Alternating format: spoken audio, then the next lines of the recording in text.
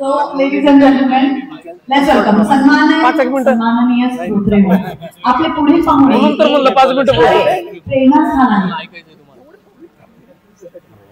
पुण्यातील एक असामान्य उद्योजक आणि लेखक जे व्यवसाय आणि जीवनातील प्रवासावर आपल्या दूरदृष्टीने प्रकाश टाकतात.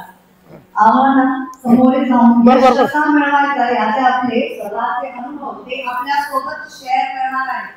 चला मग जोरदार टाळ्यांनी स्वागत करूया दूरदृष्टी असलेले आणि प्रेरणादायी श्री शरद तांबळे यांचे. टाळ्या वाजवा. Thank you so much.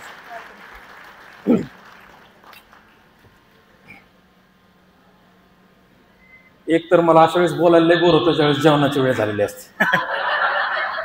एक तर मला माझा राग येतो आणि तुम्ही कसं काही इतक्या वेळ बसले त्याचं कौतुक वाटायला लागलं.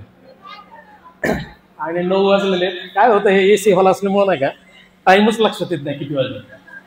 आणि इथून इतकं छान दिसतंय त्यामुळे बोलणाऱ्याला भान राहत नाही किती वेळ बोला. मी काही जास्त वेळ घेणार नाही. पहिले तर मी काही कंपन्यांच्या कार्यक्रमांना जात नाही. आम्ही सोशलमध्ये उद्घाटनाला याला जात असतो, भाषणाला जात असतो. पण काय झालं की आमचे मित्र आहेत मुंडे सर, प्रवीण मुंडे सर, आणि त्यांनी लगेच फोन केला माझ्या भावाला गणेशला, असा असा एक कार्यक्रम आहे तुम्हाला जायचं आहे. आता भावाचा फोन आल्यावर म्हणलं जातो. नंतर मला इथं आल्यावर कळालं आता की सागरची खतरनाक मॅनेजमेंट आहे त्यांची. त्यांना कळतं फोन कुठं लावायचा. ज्या माणसाला कळतं फोन कुठं लावायचा त्याला यश काय फार लांब नसतं. आणि त्यावर मी हे ॲटमॉस्फिअर वगैरे पाहिला. आणि ज्यावेळेस त्यांनी ते ढोल ताशात आतमध्ये आणलं म्हणल्यावर आपल्याला नाही काय वरातीतला घोडा बनवले काय म्हणणं. आता वरातीत चलत चलत आलो. इथं आलो तर ती लाल ड्रेस मधली हिरोईन. अरे म्हणलं आपण चुकीच्या ठिकाणी झालो का काय. आणि परत त्यांची इंग्लिश एवढी फ्लुएंट म्हणल्यावर आपल्याला मराठी नीट यायला हे मॅडम इंग्लिश मध्ये बोलायला आपल्याला काही इंग्लिश मध्ये बोलायला जमणार नाही. त्याच्यात सर आले पहिल्यांदा इंग्लिश मध्येच बोलले. अरे म्हणले काय इंग्लिश मध्ये बोलायचे का काय. आणि नंतर मागे नजर तुम्ही म्हणणार लय जण आपल्यासारखेच त्यामुळे मराठी भाषा चालेल.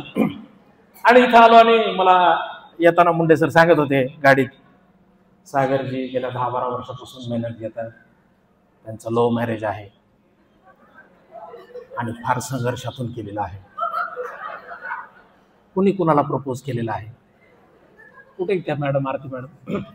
मला त्यांना विचारावं वाटलं बहुतेक त्यांनीच प्रपोज केला असणार तुम्हाला, कारण माणूस लय स्मार्ट आहे. आणि ते नुसतं दिसायला स्मार्ट नाही. मला इथं कळालं की मॅनेजमेंट बी खतरनाक आहे. सर मगाशी म्हणले शिवाजी विद्यापीठातले की नाही ते 2 जण सौम्य स्वभावाचे होते. असेच लोक पुढे लांब जाते, मेळ लागून देत नाहीत काय चाललंय ते. आणि मला मन माहिती आहे की प्रत्येक पुरुषामागं सर मगाशी म्हणले यशस्वी स्त्री असते. हे नवीन ट्रेंड आणला याने की स्त्री सोबत असते, म्हणजे पाठीमागं नाही तर सोबत आहे. मला असं वाटतं की आता आपण सोशल मीडियावर ज्या भावविश्वात आहोत की मोठा हुंडा देऊन लग्न करतो, जातीत गोत्र पत्रिका चट सगळं बघू, मानात तळामुळाचं बघतो, असं करून आपण विवाह करतो.